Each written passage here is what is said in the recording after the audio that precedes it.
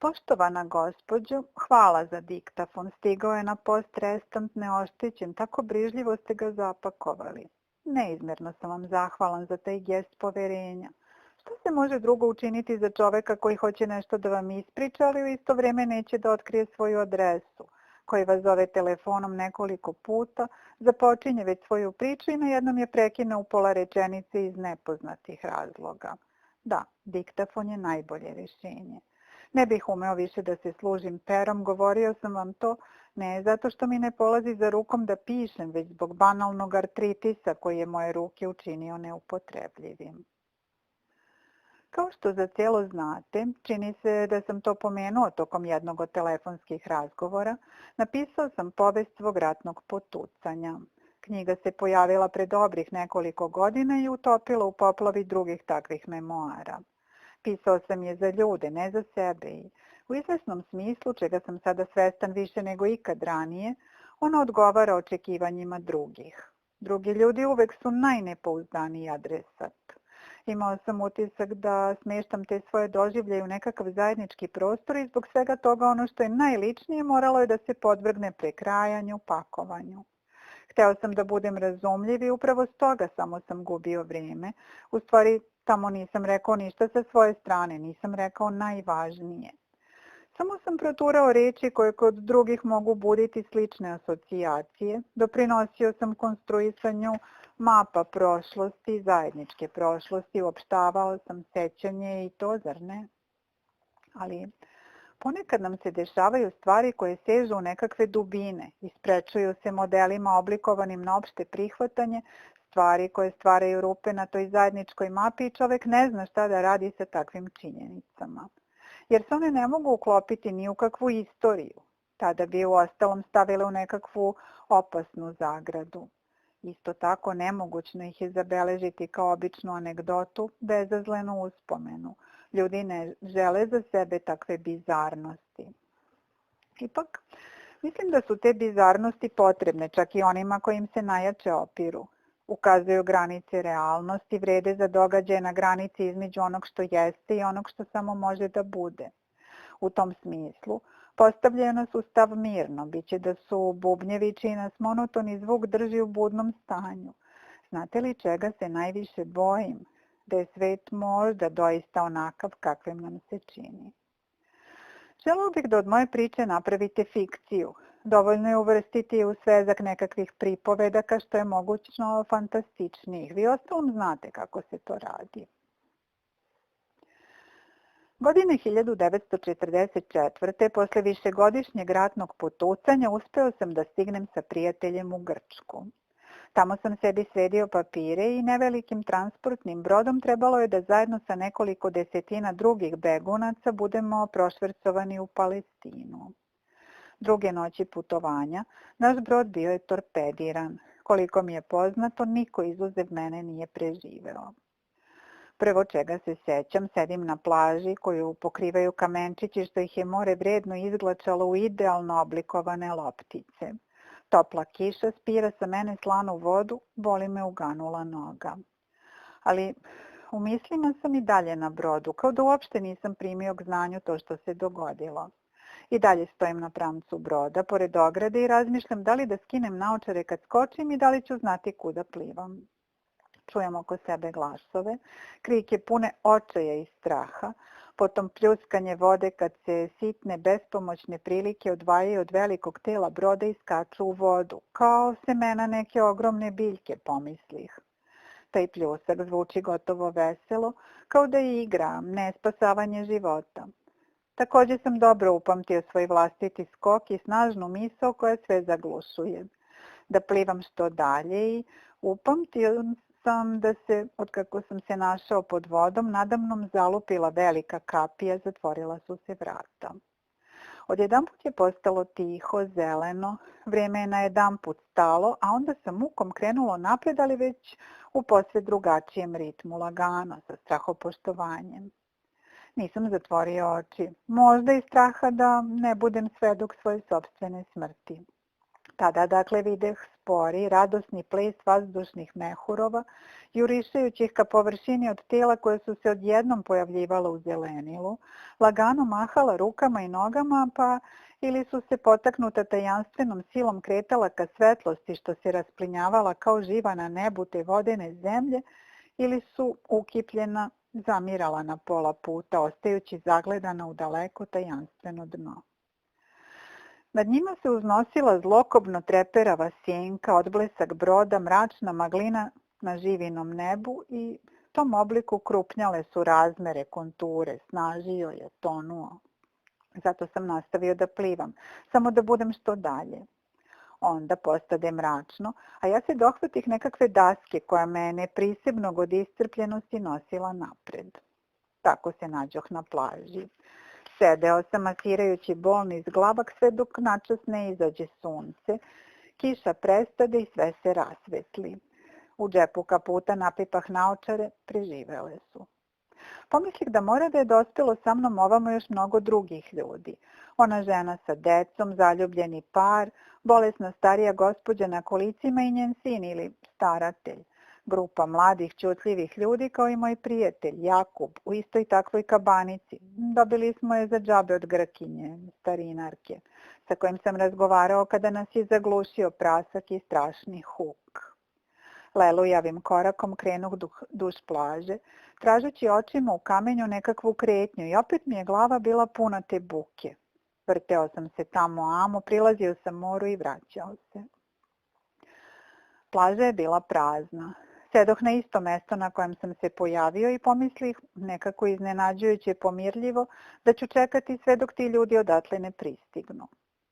Sedeo sam tako sve dok nije pala noć. Tek tada legoh na kamenčiće osušene toplim vetrom i zaspah. Spavao sam nemirno. Budio sam se svaki čas i motrio sam pojas mora sve do horizonta, ignorišući kopno koje mi je bilo za leđima.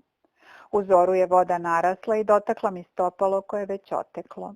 Tada sam se povukao do stena. Vrlo dobro se sjećam tih prvih časova, ništa nisam zaboravio. Sjećam se da su mi prilazile male krabe, stajale su predamnom začuđene, nepoverljivo mrdajući peteljčastim očima, a onda su brisale pod kamenje. Pohodile su me sitne skakutave bube, pa su se i te na kraju vraćale natrag na svoju stranu. Sunce je pretvorilo moju odeću u neudobnu slanu koru koja je pekla kožu. Pilo mi se. Pomislih na kišu, da slatka voda mora da je ostala negde u nekakvim stenastim udoljicama, pa krenu hramljući prema travnatim stenovitim padinama i upravo tada već počeh da slutim da sam na ostrvu. Možda je to bio sve prisutni miris mora koje je nadiralo na mene sa svih strana. Ostajao je isti. Možda je to bio vetar koji nije stajao, nije usporavao, kao da je ignorisao to kopno. Kao da je to kopno tek nevažna mala prepreka na njegovom putu. Mileo sam na gore, jer sam smatrao da ću odozgo moći da obuhvatam pogledom svoj položaj i da će se ukazati predamnom čitava geografija tog iznenadnog svijeta, a da ću isto tako pre svega sresti druge. Ti prvi časovi, prvi dani behu posvemašnije čekanje drugih. Pretvorih se u sopstvena čula, u oko i uho. Sedeo sam na pola puta do vrha brda pod kamenom ugrejanim od sunca i posmatrao sam more. Motrio sam ga nadajući se da ću na nepostojanoj njegovoj površini naći kakav trag, nezgrapan oblik brodskog čamca, delove palube, makar nekakvo smeće, daske, kovčežiće, šta god. Da će se na horizontu pojaviti sigurni gotovo ljudski obris nekakvih spasilačkih kutera, trgovačkog broda, da će preleteti avion. Pekle su me oči od tog gledanja, suze su mi tekle, kabanica se sušila na kamenju, a na njenoj glatkoj puplinskoj površini taložili su se kristalići soli. Tek uveče osjetih da sam gladan i žedan, pa se vratih moru sa nadom da ću uloviti neku ribu. Uspeo sam da pronađem slatku vodu. Bilo ju je i previše u malim barskim udubljenjima stena. Čitave noći dreždao sam kraj jednog od njih, bojeći se da odem zagledan u more. Ozvezdano nebo činilo je kontrast ogromnoj vodi razlivenoj u mraku. Nikad nisam video tako savršeno crnilo jer sam čitav svoj život živeo u gradu i najedanput osjetih se malenim, sitnim, nevažnim, trunak koji je nekim čudom preživeo katastrofu.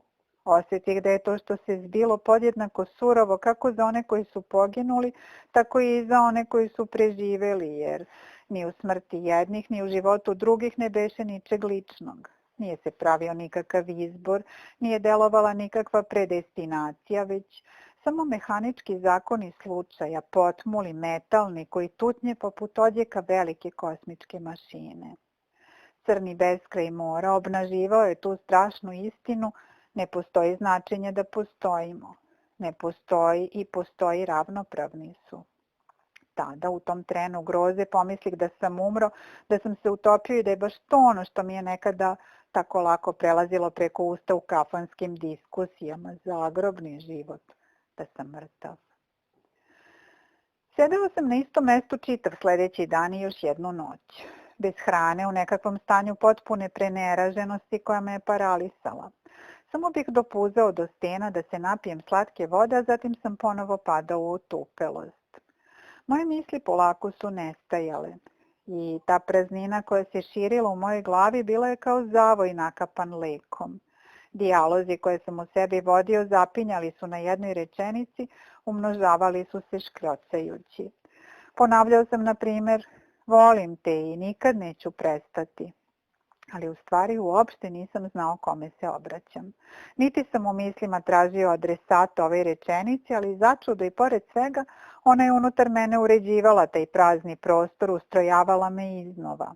Ili sam govorio, molim lepo, ali ne kao da nekoga nešto molim, već više kao da hoću na nešto da ukažem. Molim lepo, to je ovo ili ono. Molim lepo, ovdje imamo ostrvo, tamo vodu. Molim lepo, eto, ja sam sam. Molim lepo, to je već kraj. Sada sam već znao čega da se plašim, da ću da poludim. Da ću iz usamljenosti, gladi i užasa sići s uma i baciti se u otvoreno more plivajući. Sjetih se tačno u detalje posljednjih dana. Kišovito pristanište, susret sa nekakvim u bradu zaraslim muškarcem koji legitimiše. Svežanje novčanica što ih je onaj uzeo prljavim rukama i po više puta brojao ispod stola. Ukus hleba umakanog u maslinovo ulje, savršen posle gladnog putovanja. Jakub, koji je na jednom živno uzbuđen i koji brblja u mraku malenog steničavog hotela. Kako će biti kad dospiju do sunčanih, bezbednih obala obećane zemlje? Jutarnji izlazak u grad da bi za preostali novac kupio nešto za jelo na brodu. Stara Grkinja koja nam jednostavno dade 2 kaputa, gotovo ista, puplin boje peska, špicasti reveri i velika ebonitska dugmad. Onda nekoliko dana čekanja u hotelu. Šahovske figure od komadića hartije, olovkom nacrtana na novinama bela i crna polja. A potom moje misli prenesuše se još dalje u prošlost i već bejah u svom voljenom gradu. Kafana, klizava ploča stola, čašica vodke, haringa u ulju, krofna prelivena šećernom glazurom što fino pucketa pod zubima. U sredini marmelada, gipka žutina unutar kolača. Majka, kad sam je posljednji put video, nagnuta nad kuhinskim stolom i belo iseckano telo luka. I što sam morao da se vratim iz dvorišta jer sam zaboravio rukavice i tad mi je ona nekako uznemirena, preplašena naredila srećom da načas sednem. A onda prizor praznog, ispreturanog stana, šušanj zavesa koje su pomicane vetrom sa razbijenog prozora mazno dodirivale zidove. Volim te i nikada neću prestati, opet sam ponavljao u mislima kao da govori majci, ali odmah ugledah Lilu. Njena leđa na vratima kad je izlazila ono posljednje veče, bit će ipak da sam to njoj govorio, iako sam dobro znao da nije više živa. Jecao sam u pesak. Zrnca su mi se prilepila za usta. Zalazilo je sunce. Nebo beše čisto, metalno, intenzivno, oštro kao britva. Grozno, prazno. Ispravih se na rukama tako da naslonim glavu na stenu. Pogledah u samo središte neba. Pokušao sam da zamislim tamo, ne nečije konkretno prisustvo, ne nekoga, ne Boga, već jednostavno nešto više nego što sam video, nekakvo prostranstvo, beskraj. Pokušao sam da se molim. Bože, oče naš, rekoh, ali reči mi se oteše iz usta pa mi se vratiše kao odbijene o staklo. Zazvučalo je to nekako neprijatno. Bože, govorio sam opet, ali imao sam utisak kao da sam izrekao reč na stranom jeziku. Izbunjenost što govorim nekome za koga znam da ne postoji. Molim lepo, volim te i nikad neću prestati. Posle tog pokušaja misli se vratiše na prethodno utvrđen kolosek. Kad to sada pričam, ne čini vam se dramatičnim, zar ne? A ipak, nikada pre i nikada posle toga nisam se osjećao, kako bih rekao, zarobljen. Ne na ostrvu, ne u spletu tih čudnih okolnosti koje učiniše da ostadog živ, da se omakoh smrti i da dalje bejah u životu kao buba u kapljici smole. Osjetih zatomljenost u samog sebe, kao da se ja, koje sam do tad smatrao za nešto konačno i sasvim realno, pokazuje načas u pravom svetlu. Bio sam nešto što sadrži u sebi nekog drugog. Bio sam kora, ljuska, a tamo unutra nekakav mlad bitak, nedozreo, gotovo opnast, nedovršen, već je zahtevao svoju opstojnost koja tek treba da se desi, ukoliko je to uopšte pođe za rukom. Niste li nekad pomislili da je naš život proveravanje mogućnosti pojave tog bića koje smo sami sebi stvorili kao pravo ja?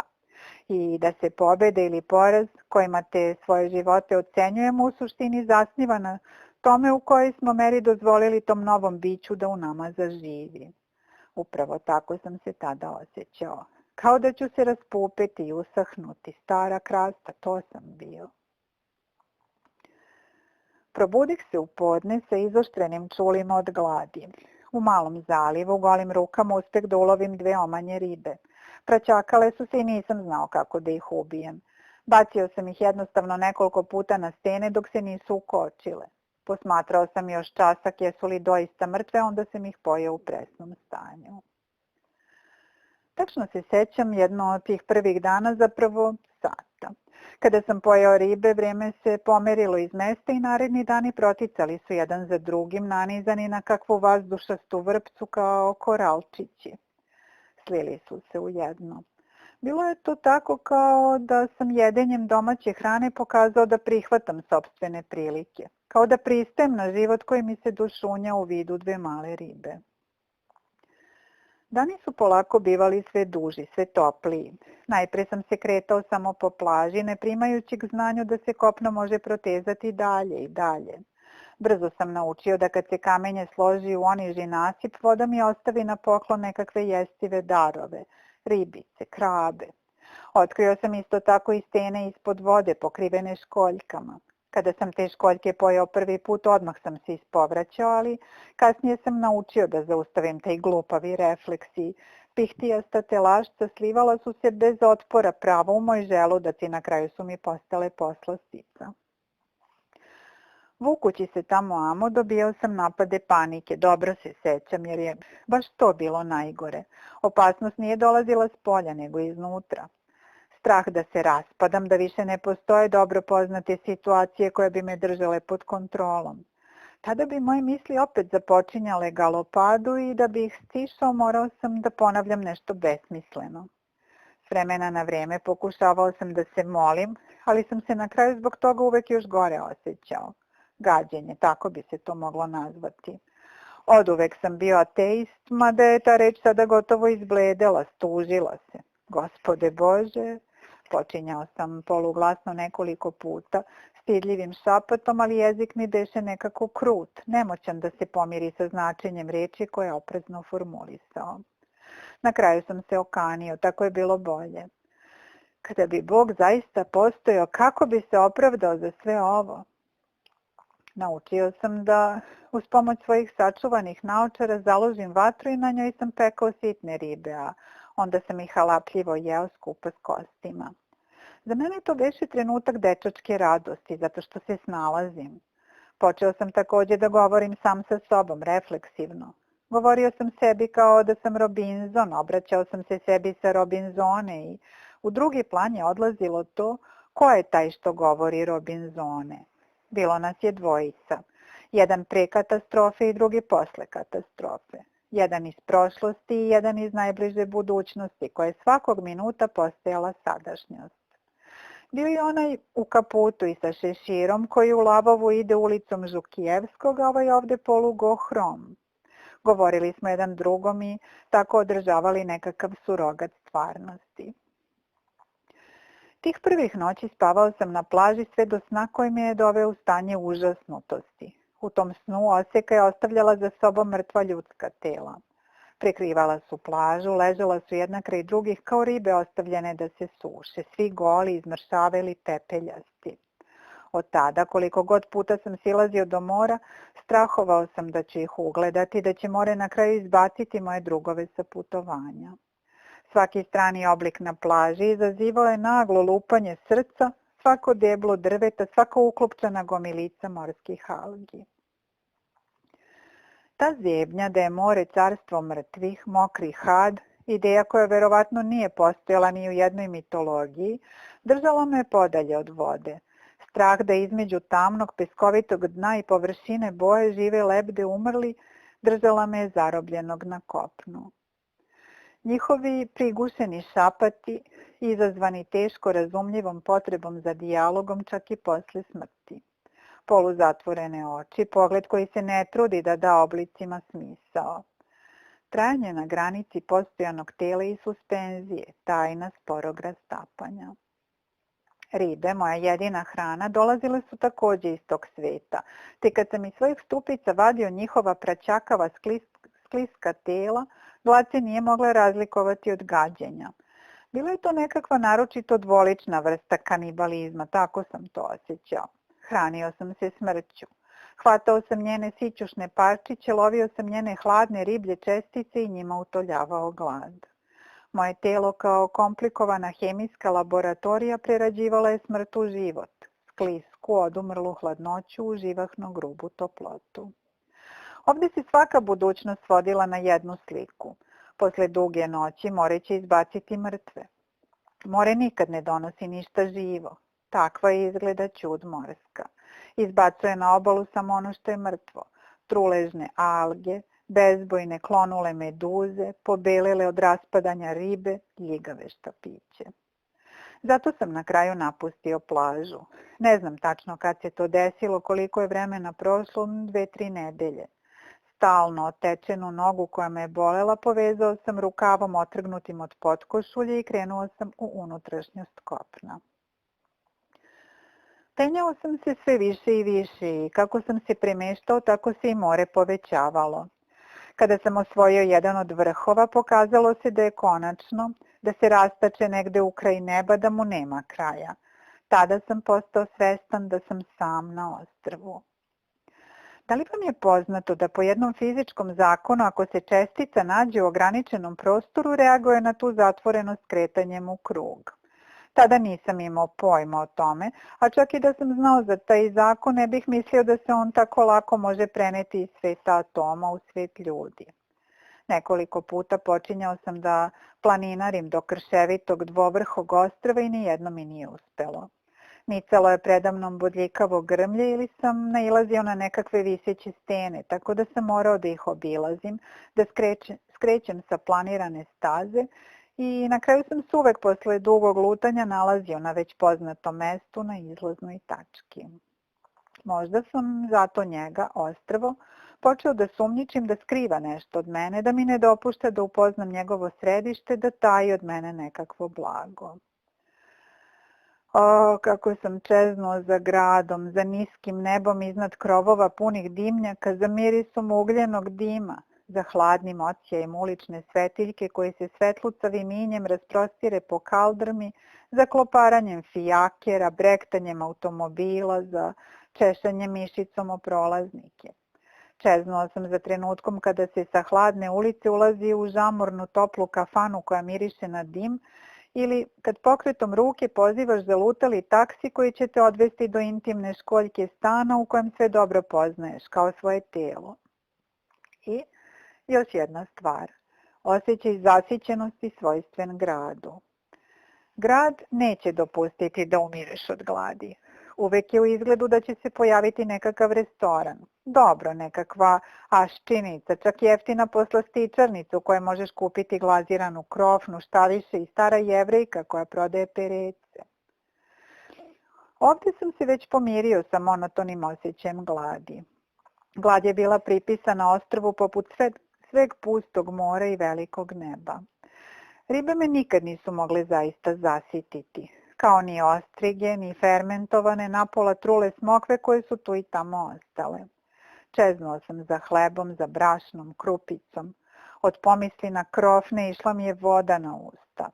Gledao sam prošlogodišnju travu i njeno staro semenje. Koliki je put od zrna do krofne sa glazurom odozgo, da jedva poveruješ.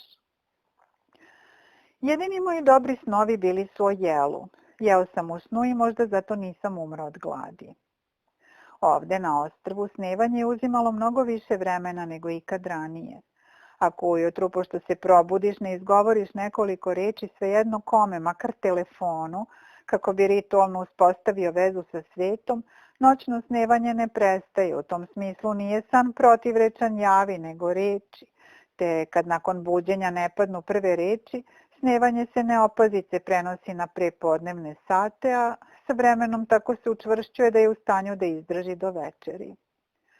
Snaži obično u mraku kad zađe sunce.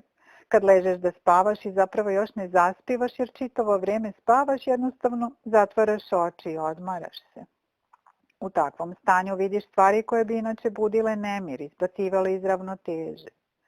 Školjke savršenih oblika, simetrične, metalno sjajne, kao vekovima ranije istočene na najpreciznijem tokarskom strugu i složene na pesku proste geometrijske figure, trougao, kvadrat ili zvezdu. Ili linija talasa na obali. Razume se, sinusoidna, savršena u ritmu koji se ponavlja, koji opasuje ostrvo spokojnom girlandom, čiji bi ritam bez napora mogao biti izražen matematičkim obrascem. Ili pruge boja na nebu pre izlaska sunca, od žute boje do ljubičaste kao u optičkom udžbeniku. Runski znaci na kamenovima izglačanim na morskom strugu, alfabet. Ređao sam ih daleko do vode, van dometa plime, ali kada sam na njih zaboravljao, a potom pokušavao da ih nađem, nestajali su. Tako je bilo i sa mojim mislima.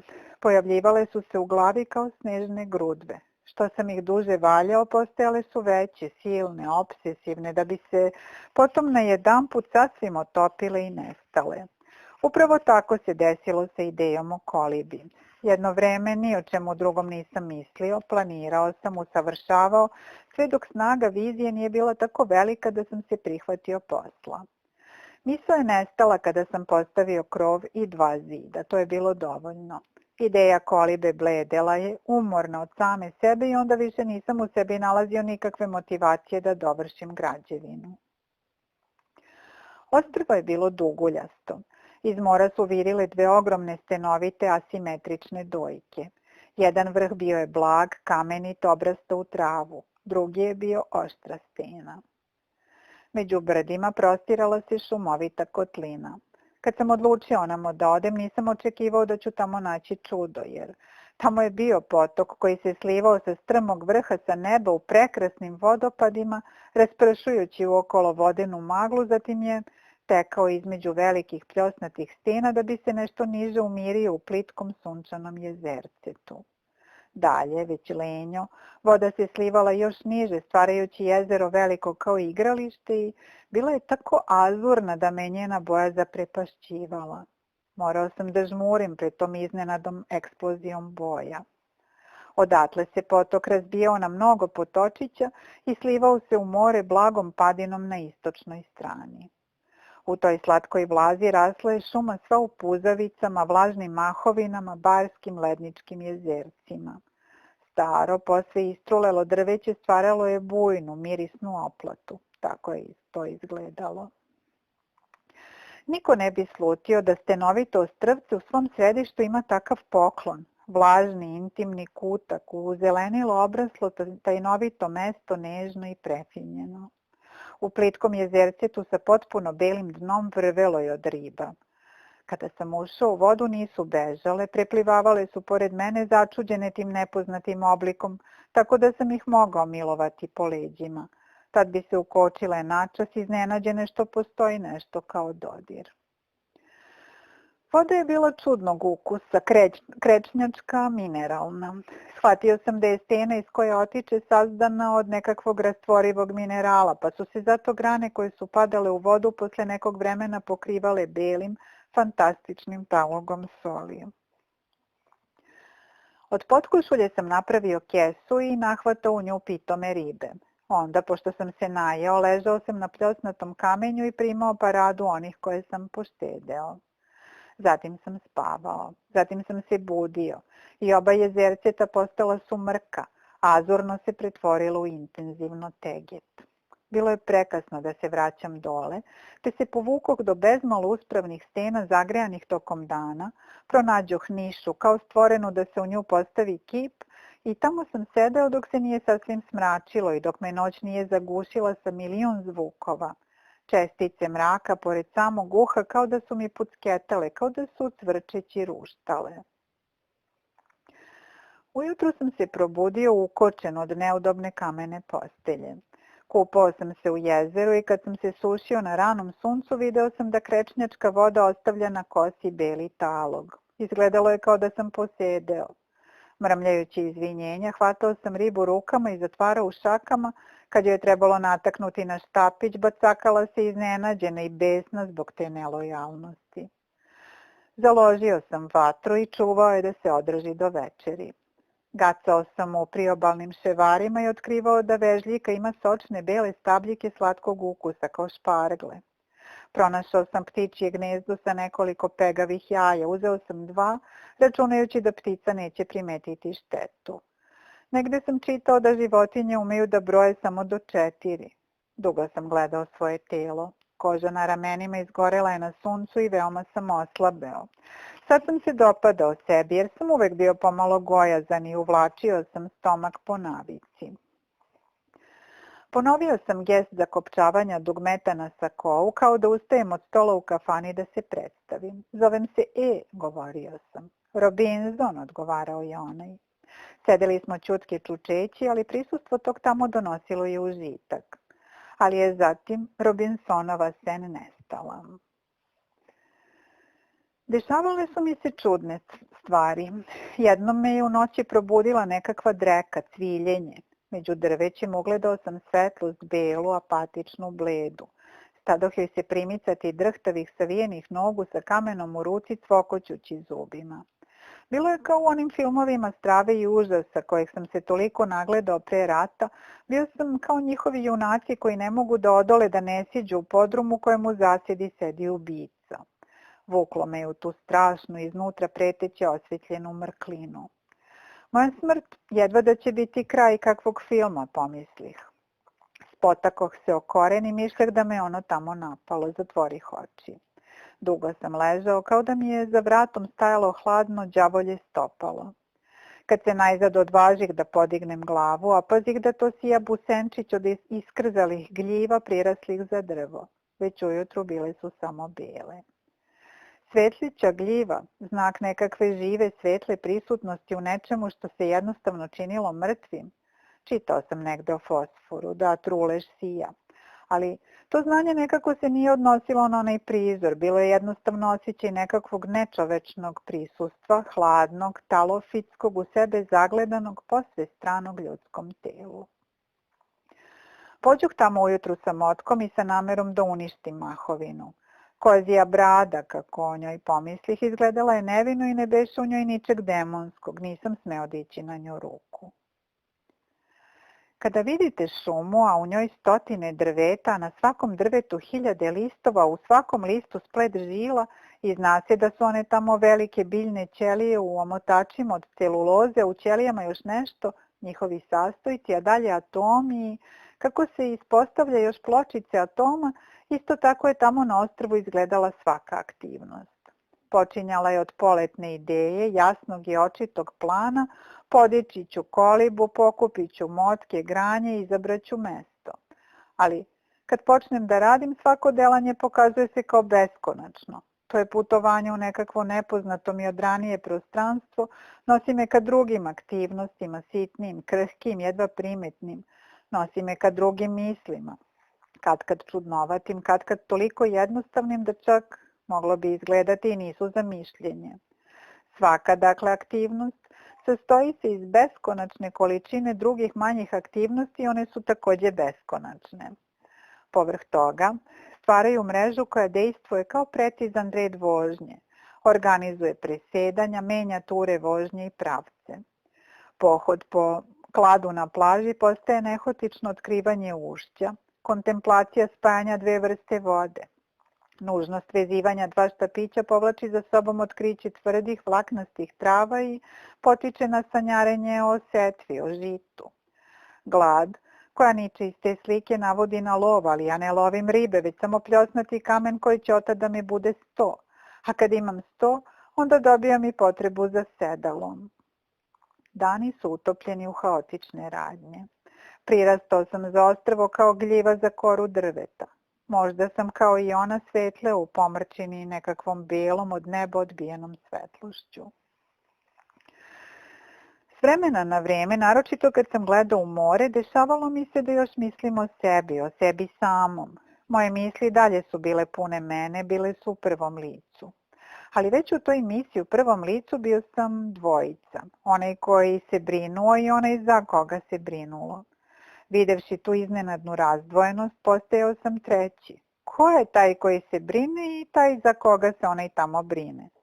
I pun zebnje uočavao sam u sebi nekakav prostor sačinjen od spekulacije, od misli, od slika, od emocija. Prostor izbušen kao sito. Kroz njega je odnekud proticalo sve nekud, pojavljivalo se načas i namah nestajalo.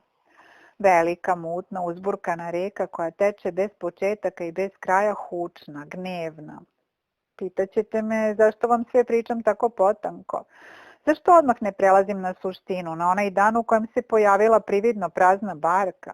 Zašto opisujem štapiće i zalaske sunca i svoju sopstvenu nepomičnost i svoje misli u iščeznuću?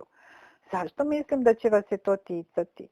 Zato jer sam siguran da je svaki najsitniji događaj imao beskrajno važno mesto u čitavom tom lancu doživljaja. Tek tamo na ostrvu, u njegovoj sterilnosti, uočio sam ovu činjenicu. Svaki trenutak vredan je sveta. Tumarao sam neprestano, bez časka odmora, opisujući spiralne krugove koji su se jedni na druge nalegali. Naišao sam na ušće Azurnog potoka i tad osjetih čežnju za oba jezerceta na vrhu, ali more me je držalo uza se, jer šta bi se desilo kad bih ga izgubio iz vida? Ostao bih na tom ostrvu zatočen, zatajen, živ, sahranjen. More mi je davalo nadu. Morao sam obilaziti ostrvo kao u snu, ustajati svakodnevno zarad tog patroliranja kao da mi je to struka. Prelazak iz Azurnog potoka otkrio mi je drugu stranu jezera, ravniju sa obroncima obraslim u masline i smokvine šumarke. Obradovao sam se. Shvatio sam da već merkam letinu, ogromna je. Ukorih sebe za tu misao, jer pre nego što dozriju bit ću već negde drugde, jer zelene smokve su dozrijevale. Ispitivao sam njihove mekane zelene nutrine i isprobavao vrškom jezika i opet, razrađivao sam tehniku sušenja na suncu kao da sam ipak znao svoje vrijeme i razvlačio ga u neizrecivu budućnost. Opipavao sam tvrde, srebrnom skramom pokrivene maslinke. Njihov me je gorak ukus iznenadio. Prilikom tih kulinarskih pohoda najedanput obratih pažnju na to da šumarke okružuju kameni rovovi, pravilni, nesumnjivo napravljeni ljudskom rukom. Stvarah oni nepravilno ograđene prostore te pomislih da su se tu nekada možda napasale ovce ili koze. Srce mi zakuca jače, zapravo ne znam zbog čega, da li od radosti ili od razočarenja. Vratih se u kolibu, ali ne mogoh više naći onaj mir od onda kada sam verovao da je ostrvo samo moje. Možda je ovdje živeo kakav usamljeni pastir pustinjak. Bila je nekakva koliba, gorela je nekakva vatra, nekakav dim penjao se u nebo. Pravilni rovovi bejahu ordinarni natpis poput onih urezanih u drvetu u parku. Bio sam ovdje.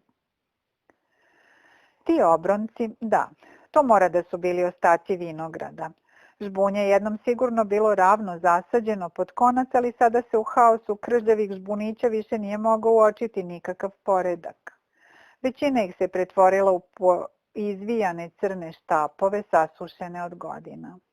Terase koje se oštro spuštaju prema moru izgubile su izražajnost, izjednačile su se sa prirodnom padinom, kameni šančevi zarasli su u korov, divlje kupine izgledale su kao svezane kalemom sitne bodljikave žice. Išao sam duž tih prirodnih zaseka, trudeći se da ne pravim nikakvu buku. Bilo je to teško jer su suve grančice, mrtve krte stabljike putketale pod nogama.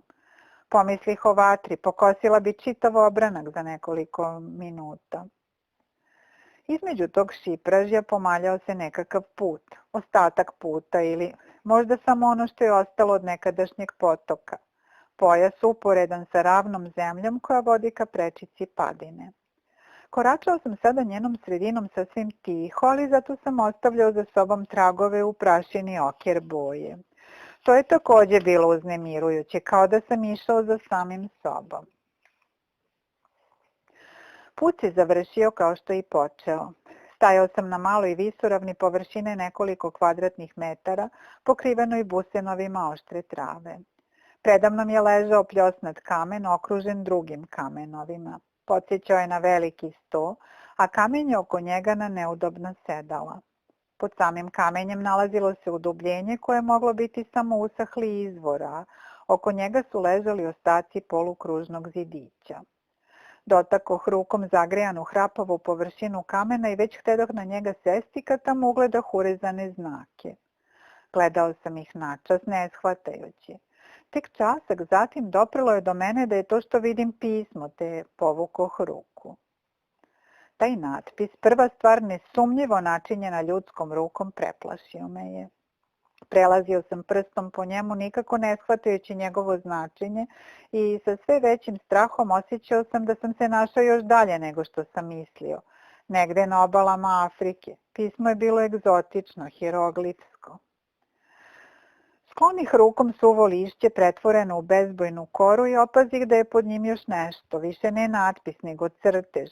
Čak ne ni crtež, već reljef, suptilan, realističan, mada su ga uništili slani morski vetrovi.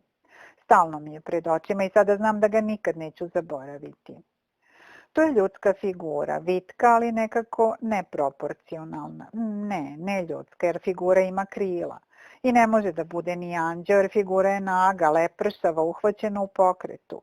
Dete, u najboljem slučaju mladić sa jasno istaknutom oznakom pola. Jedna noga savijena i podignuta kao za skok, druga još dodiruje zemlju.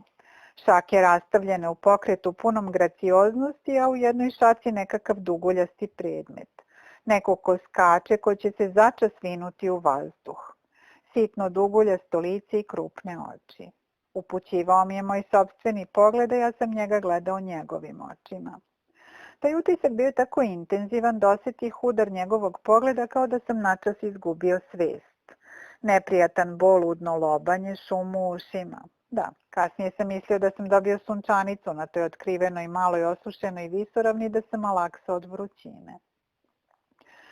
Do danas ne znam šta sam video, ko je bila ta kamena figura, u spomen čega je isklesana u kamenu, šta je trebalo da predstavlja.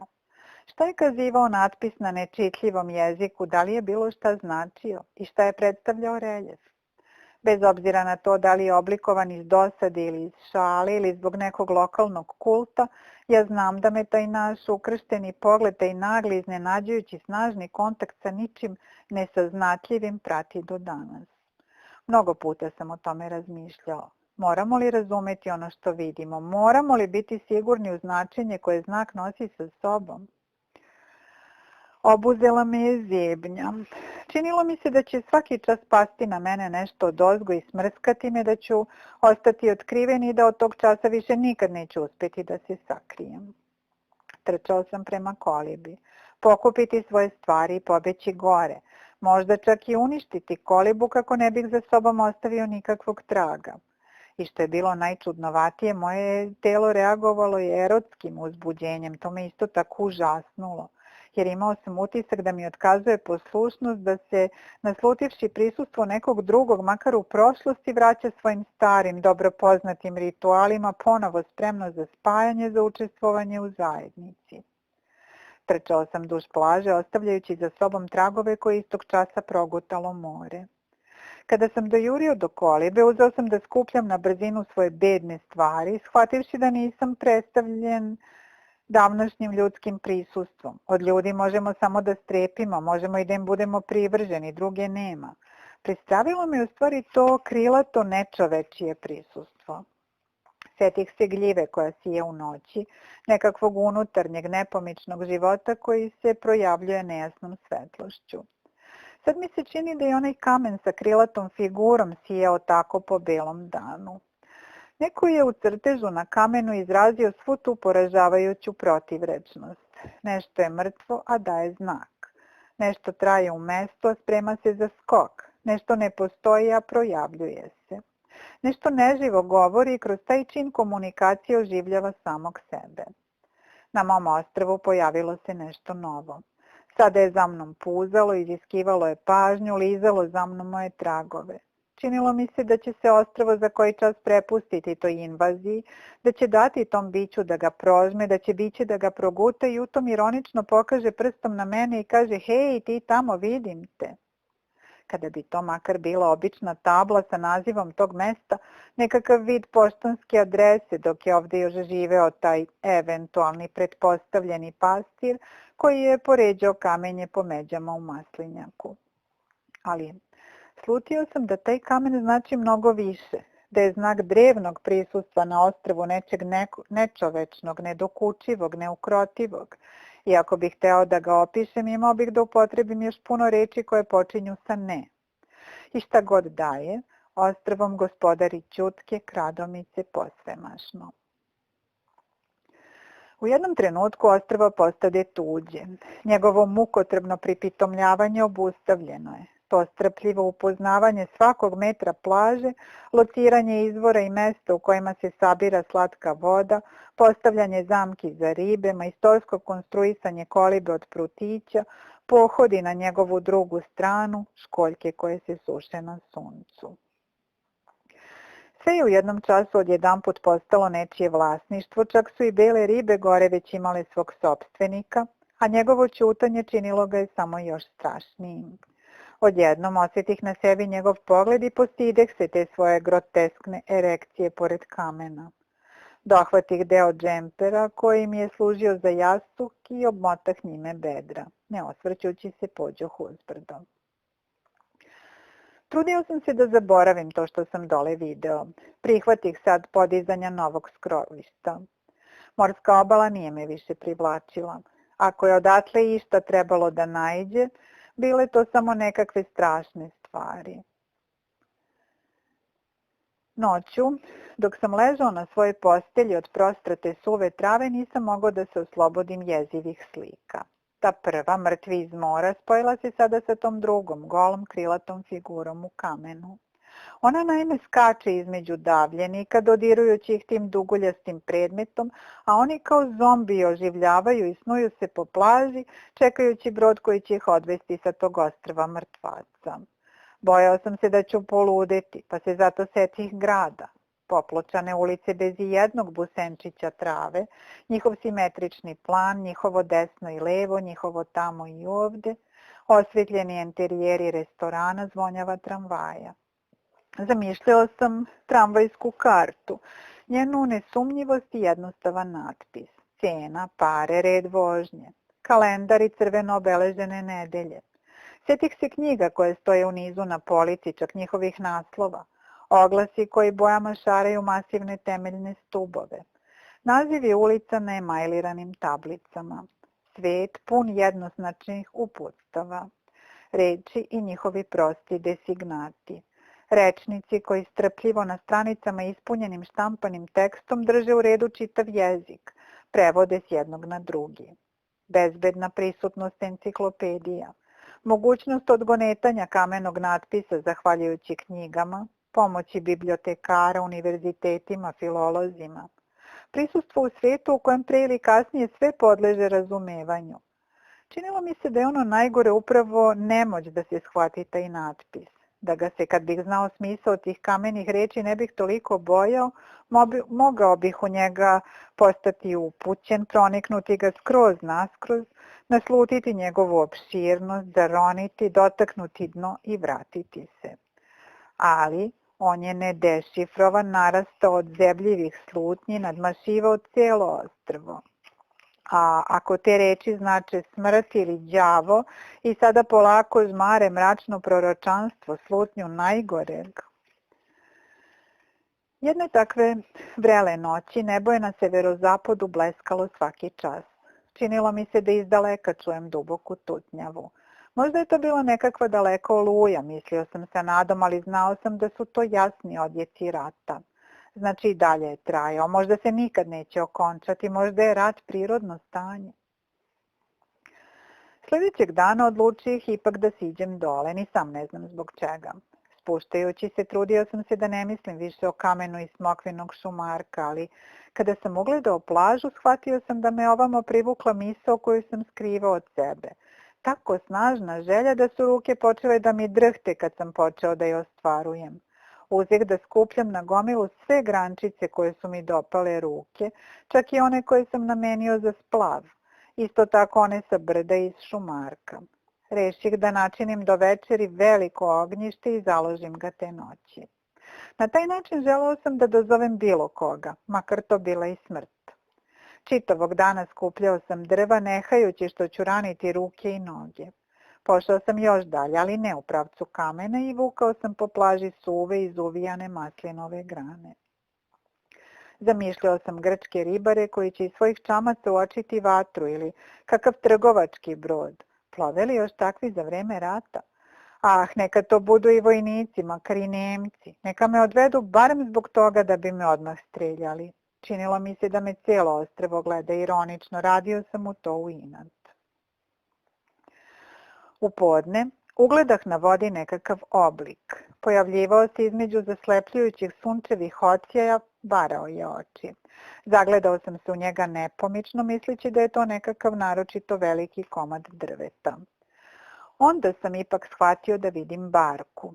Bila je to prazna barka. Izgledala je nestvarno, kao utvara.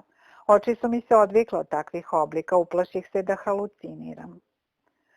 Dok sam gacao po vodi, a onda plivao ka barci, bio sam siguran da će biti prazna. I da je tako, kao što je bilo sa dvema azurnim jezercima na brdu, kao sa slatkovodnim potokom, kad o nečemu intenzivno misliš, kad nešto žudiš i za nečim čezneš, onda to i dobiješ. I da na poklon dobijam barku. Možda je proradio onaj sitni, tajanstveni natpis izvrljan na kamenu, možda on jednostavno značio barka. Sjećam se utiska koji su na mene ostavili ostaci farbe na boku broda, ljudski, civilizovani, oblik nečeg osmišljenog, ustanovljenog sa namerom, planski. Barka je izražavala čitav onaj svijet koji sam ostavio za sobom. Brodove i luke, ali i ulične kaldrme, kafane, vino, krofne, redovne vožnje i novine, novčanice, poštu, vešernice i pozorišta. Plivao sam do te barke na jedanput oslobođen Robinsona, ličio mi je sada na nekakvo priviđenje, u suštini smiješno, nimalo strašno. I misli, opet su se pojavile misli u čitavom svom množestvu i pokretnosti, kao jata sitnih riba koje balansiraju u vodi čas na jednu, čas na drugu stranu. Opet sam se pojavio ja. Sa mukom sam uspeo da oslobodim paralisan tovar barki i stenovite stupice. Gurao sam je ispred sebe, noseći se sa talasima, zagrcnjavajući se od morske vode. Gurao sam je ulevo, gde je, kao što sam znao, bilo pliće i kad sam nogama dotakao dno, išlo mi je mnogo bolje. Bio je to i moj najveći plen, drveni kit, arka koja će mi spasiti život. Voda je neprimetno nadolazila i postalo mi je jasno da sam sat vremena zakasnio, barka bi mi terana plimom utekla. Kada sam nogama dotakao dno i već mogao zaviriti u barku, ugledao sam ono što me najviše užasavalo od samog početka, od pre mnogo dana na ostrvu, ono što sam tada sanjao, istinu govoreći i očekivao, u barci je bilo telo. Ležalo je licem na dole u vodi koja je zapljuskivala. Sitno, umotano u smeđi kaput sa flekama soli i bez lica jer nestajalo je u vodi crvenoj od krvi i u dugoj crnoj kosi. Pustih barku i u paničnom strahu batih se na obalu. Verovatno sam vrištao. Trčao sam po vrelom pesku prema stenama, padao i ulepljen od peska opet kretao. Uspuzao sam se u kolibu i video odatle da je barka sama stigla do obale i da se sada ritmično, gotovo koketno tare o pesak. Iskušavala je crvljiva jabuka, s polja savršen plod sa crvom namesto slatke pulpe. Zakopat ću ženino telo i stalno ću zaobilaziti to mesto. Ostrvo će imati svoje groblje kao pravo naselje. Morao sam to da uradim, nije bilo izlaza. Ustao sam i vratio se polako na obalu. Barka je zaškripala o pesak, a ja mršavi bradac stajao sam nad tim neočekivanim, čudnovatim katafalkom. Morao sam se napregnuti iz sve snage, tek sada se pokazalo koliko sam iznemogao. Izvukoh barku na pesak i zatvorenih očiju zgrabih telo za mišice. Bilo je teško od odeće natopljene vodom. Kada sam uspeo da ga do pola izvučem preko brodskog boka, od njega se razdvoji zavežljajčić, za motuljak. Bio je to strašan zvuk, cviljenje, cičanje. Nemoguće, mislio sam. Iz isplekanog jastuka za bebe odmotah dete, odojče. Nisam imao pojma koliko je dana ili meseci moglo biti staro, verovatno ni jednom nisam video odojče iz takve blizine. Uzeo ga na ruke sa nekakvim nemirom, srce mi je tuklo. Bilo je lagano, sitno, nespretno se pomicalo. Osjećao sam to kretanje i toplotu malenog tela. Bojao sam se u isto vrijeme da ću ga ispustiti ili prejako stegnuti. Odmotao sam ga iz mokrih, smrdljivih pelena i doznadog da je dečko. Imao je finu crnu kosicu, zatvoreni kapci bili su puni plavih žilica. Gledao sam ga kao čudnovatu, slučajno ulovljenu nejestivu ribu, morsku alu. I baš kao da je uzorak toga jednostavno ga ostavih po strani, u senci stene, živo ljudsko dete. Dugo sam kopao rupu u pesku. Pesak se usipavao natrag, ali prisustvo deteta u senci stene dometalo mi je snagu. Nisam ga mogao uzeti dok mu ne sahranim majku. I još sam znao da ne mogu da je gledam lice. Nisam mogao da dopustim da njene mrtve oči pogledaju moje. Sunce je već stajalo nisko kada sam uspeo da je zakopam. Namestih je u taj plitki grob sa licem na dole. Nisam očitao nad njom nikakvu molitvu, nisam je sažaljevao, bojao sam je se. Odnekud, mrzeo sam to teško mrtvo telo sa licem pokrivenim crnom kosom. Ogavan metalni smrad krvi i smrti. Bojao sam se da će, ako je dozvolim da ispod peska gleda u nebo, ustati noću i ubiti me. Demon na ostrvu. Mislio sam, idući ka stenama, da je trebalo da iskopam drugu, manju rupu, ali sa olakšanjem opazih da se dete vrti i ječi, znači živo je. Nežno ga uzeh na ruke. Glavica se zanjiha, te sam je morao priviti uza se. Odnesoh ga do udubljenja u steni, odakle sam uzimao slatku vodu. Nespretno ga zapraha, ono stade da plače, ali nekako slabo. Plač me je podsjetio na ptičji cvrkut. Budio je u meni samo žalost, jer mi je bilo jasno da neću uspjeti tako malo dete da održim u životu. Bio sam ljut na sebe, mogao sam ga prosto ostaviti i ne bih sada čuo to umiranje. Vratio bih se posle nekog vremena i zakopao ga u pesak pored majke, zaboravio bih. Taj obris božanstva ili demona nehajno uklesan u stenu uzeo bi svoju žrtvu kao što se uzima porez. Uzeo bi život odojčeta sa svom mogućnom njegovom budućnošću i ono bi ga okrepilo kao što bolesnog čoveka krepi supa.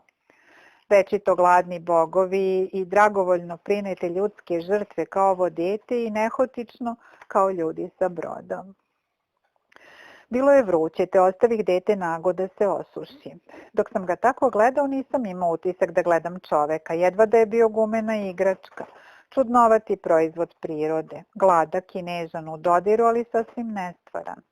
Pomicalo se neznatno, tu i tamo, sve ređe, otvaralo je oči i onda neprisebno gledalo u odbleske svetlosti na izbušenom krovu. Shvatio sam da ga moram ubiti, to je jedino humano rešenje, umjesto što bi ga pustio da sporo umire od gladi. Smišljao sam kako to da uradim. Da li da ga zadavim pelenama ili, to će valjda biti najjednostavnije, da siđem do obale i malo ga podržim u vodi. Zatim ću ga zakopati u pesku. Imaću svoja mrtva tela na plaži, ispunit će se san, na to mesto stavit ću kamenje. Ali dete tada silovito zaplaka, grcalo je od plača. U prvom impulsu obuze me srdžba i odoh do mora da ne slušam vrisku. Tamo pronađoh svoje vodene stupice i zadovoljno konstatovah ulov od nekoliko riba. Izvukoh iz vode i ošamutih udarcem o kamenje. Založih vatru, nanizah riblja tela na štapić kao nisko od korala i pekoh ih na vatri. Gledao sam u pravcu deteta. Uzeh prstima da odvajam belo meso, prstima sam ga gnječio, pažljivo odstranjujući kosti i takvu mekanu kašicu sam mu odneo. Nije umelo da jede, ali usne nadražene dodirom postadoše pohlepno pokretne. Otvorilo je oči i micalo glavom tražeći nepostojeću bradavicu. Stadoh naglas da plačem od nekakve strašne, nepravedne bespomoćnosti. Dete se zagrcnuo od ribe i sada se crveno od plača zacenjivalo od vriske. Njegov me plač umirio, uzeh ga na ruke i privih ga uza se. Sićušna glava pokrivena mekim papirjem kao ptice, nežne plave žilice, krhkost. Detinja usta koja živahnom silinom traže nešto na grubom materijalu košulje izbledele od sunca. Osjetih prijatan grč duž cijelog stomaka, od grudi ka malom trbuhu, kao posljednji najslabiji talas orgazma. Dobro se toga sećam. Zatim sam to osjetio više puta. Bilo je to tako kao da se moje telo nanovo iznutra uređuje. Proticanje struje u nikad neupotrebljenom uređaju. Uzbuđenje je ispoljeno telom, u telu, čudno, prijatno, iznenađujuće, tuđe, suviše za mene. Sa detetom na rukama pođoh do stena gde je bila slatka voda, skinuh potkošulju, nakvasih jedan kraj vodom i taj mokri krajičak metnuh detetu u usta. Stadem ljackati, halapljivo sisajući. Neprisebne oči zaustaviše se načas na mom licu. Kad bih mogao, poželeh da ocenim isto tako šta se još u tim očima pojavilo, kakav osjećaj, kakav izraz, ništa. Dete me je jednostavno primetilo, zaustavilo na meni pogled. Počeo sam za njega da postojim. I na jednom, uzbuđen otkrićem da mogu makar da mu ugasim žeđ, kvasio sam pantljiku i davao detetu da sisa nekoliko puta mehanički, dok dete nije omlitavelo i zaspalo. Sedeo sam bojeći se da se pomaknem sve dok mi noge nisu utrnule, ali od tog časa bio sam spreman na svaku vrstu žrtve. Naša tela kao da su srasla jedno za drugo, to mora da je bio onaj grč. Osjetih kao da sav postajem jedna ravna površina okrenuta prema detetu, kao ogromno jedro postavljeno prema vetru, kao rastvoreno oko cveta zagledano u sunce. Zaošiljao sam cijelim bićem oko tog malog tela. Sunce je polako dodirivalo moje noge, išlo uvis, gutalo me i pretvaralo u pepeo. Znoj je curio niz gole grudi i golicao me. Dete je spavalo otvorenih usta, obrazom dodirujući moju golu kožu. Sad već sigurno znate šta će se desiti, zar ne? Ali ja nisam znao. U tom jednom dugom suncem prosvetljenom trenu dete je postalo nešto važnije nego što sam ja sam. Osvojilo je ostrvo i ono je također zbog njega postojalo. Kad ono umre, sve će pasti u vodu, bit će baš tako, postaćemo Atlantida. Lovljenje riba i lunatično obilaženje ostrva prestaće da imaju smisla. Posle podne, kad je dete opet počelo da cvili, nakvasih vodom pronađenu staru smokvu, vratiše mi se ostaci racionalnog mišljenja o prostim šećerima, nekakvim fruktozama ili šta je to već, da će to biti okrepljujuće, mada se nisam zavaravao, to neće biti dovoljno. A možda da napravim kašicu od ribe sa tom vodom od smokve, belančevine i šećer. Zavaravao sam se da je mleko samo običan prirodni ritual, možda za preživljavanje. Uopšte nije potrebno majčino mleko. Ali ovog puta ono nije htelo da pije. Haotični pokret usana nije donosio rezultat, bio je uzaludan. Slatka voda curila je niz obraz i zaustavljala ušnoj školjci. Oprezno sam je brisao. Dete je slabilo iz sata u sat. Ruke i noge bile su mu hladne, pa sam ga izneo na sunce, samo sam mu listom zaklonio lice. Makar ćeš biti pored njega kad ode, jecao sam, makar. Onda sam legao pored deteta, isto tako go, skupio sam se oko njega i pao u polusan pun nekakvog bubrenja, morske plime sigurnosti da će umreti kad ono umre. Probudilo me je golicanje po koži, nejasna nežnost. Otvorih oči i sa olakšanjem konstatovah da dete i dalje diše. Sunce se opet premestilo i sada smo ležali izloženi njegovom narandžastom svetlu koje je gasnulo. Okrenuh se na stomak i osjetih tada bol koji sam odnekud poznavao. Nekakvo razliveno sećanje pomolilo mi se u glavi, sećanje na letnji voćnjak, miris crnih ribizli i ogrozda odavno. Bio je to bol u grudima. Onaj isti kao onda pre 15 godina. Bol oteklih dečačkih bradavica. Ironija prirode koja dolazi do izražaja u periodu sazrevanja. U koju svrhu muškarci imaju bradavice? Zašto se rađaju sa znakom vlastite suprotnosti kojim se ogleda na telu? Da li ste razmišljali nekada o tome? Digoh se na kolena i pogledah svoj nagi kosmati torzo oblepljen peskom.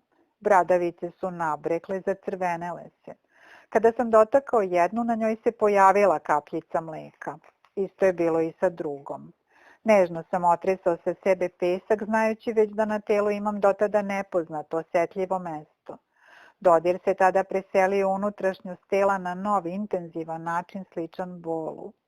Koža izgledala tanja, nadražena, delikatna.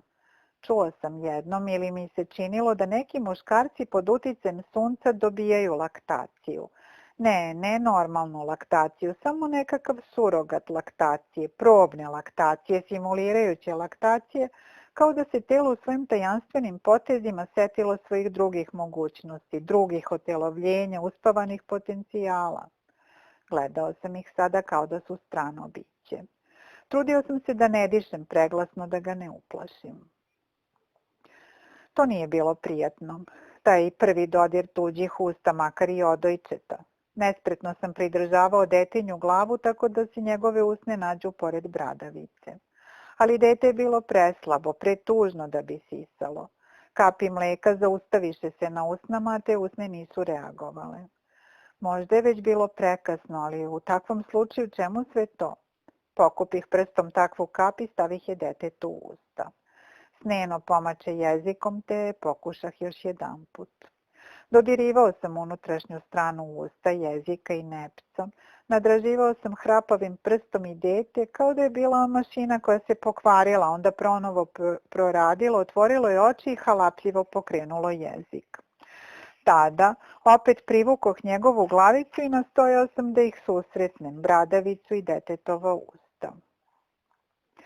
Nabrekla bradavica ipak nije isto što i dojka. Usne nisu imale šta da uhvate, klizale su se. Tog časa stisnuh kožu na grudima i mleko se od tada kotrljalo ka poluotvorenim detetovim ustima u krupnim kapima. Bilo je to bolno, dodir neprijatan. Bradavice kao da su se odjednom pokazale kao nekakav odavno zaboravljen čulni organ, oruđe jedinog čula koje dostavlja informacije direktno u unutrašnjost tela bez posredstva mozga. Razumete li kako mi je teško da o tome govorim? Možete da pretpostavite, zar ne? Stisnuo sam zube, pogledao neku daleko prema brižuljcima na ostrvu kao da verujem da će me prekrasan vidik izbaviti od tog oporog osjećaja da me neko jede. Jer da sam se uzdao u refleks, uzmakao bih sa gađenjem. Ali vidite, dete je već sisalo, sigurno i spokojno, kao u transu, zatim je začas zaspalo. To je zapravo sve što sam hteo da vam kažem. Sedeo sam potom pogrbljen, pritešnjen, zaglušen tim što se dogodilo kao posle silovanja, kao posle kakve teške pronevere, kao da sam zgrešio. I sada se zapravo isto tako osjećam. Recite mi, molim vas, da li ste se već sreli sa nečim sličnim? Da li je to mogućno? Polovinom leta dozrele su smokve, a nedugo potom masline. Imao sam sada mnogo posla. Obavio sam i nešto što je ličilo na žetvu. Nožem što sam ga našao u barci, danima sam odsecao vlat i nečega nalik na ovas i sušio sam to na suncu. Posle višesatnog tarenja na kamenu uspevao sam da dobijem prah koji sam nazvao brašno i najzad sam okusio nešto što sam nazvao hleb, tvrdu lepinjicu ispečenu na žaru. U jesen su sletale na ostrvo velike ptice, nekakva vrsta gusaka. Naučio sam da ih lovim u mrežu koju sam ispleo od puzavice. Od jutra do večeri bavio sam se traženjem, pripremanjem i konzervisanjem hrane, iako sam znao da neću uspjeti da preživim zimu. Uveče sam raspaljivao vatru na plaži, bezuspešno. Od kabanice sam napravio nosiljku za dete i brzo sam se navikao na taj sićušni tovar. Početkom novembra, posle 8 mjeseci boravka na ostrvu, zapakovao sam sav svoj imetak i zalihe hrane i otisnuo sam se od obale. Imao sam sreće, jesenje oluje još nisu počele. Posle 3 dana teškog veslanja doplovio sam do malene naseobine na susednom ostrvu. Oboje smo jedva bili živi. Niko me ništa nije pitao, jednostavno zaokupili su se nama. Kod tih dobrih ljudi prezimili smo zimu, a sljedeće godine našli smo se u Atini. Posle rata vratili smo se u zemlju i izmislio sam mu majku, rekao sam da je odavno umrla, tvrdi da je se seća.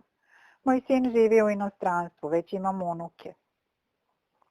Sad ćete sigurno razumeti zašto se snimam na toj traci, anoniman, bez lica, bez prezimena, sveden na glas. Ne razumem to što se dogodilo. Biće da sam mali čovek. A na kraju molim vas da sve ovo opišete na naročit način. To što želim najviše jeste da verujem da nisam postao žrtva nekakve anomalije, već da sam doživeo čudo.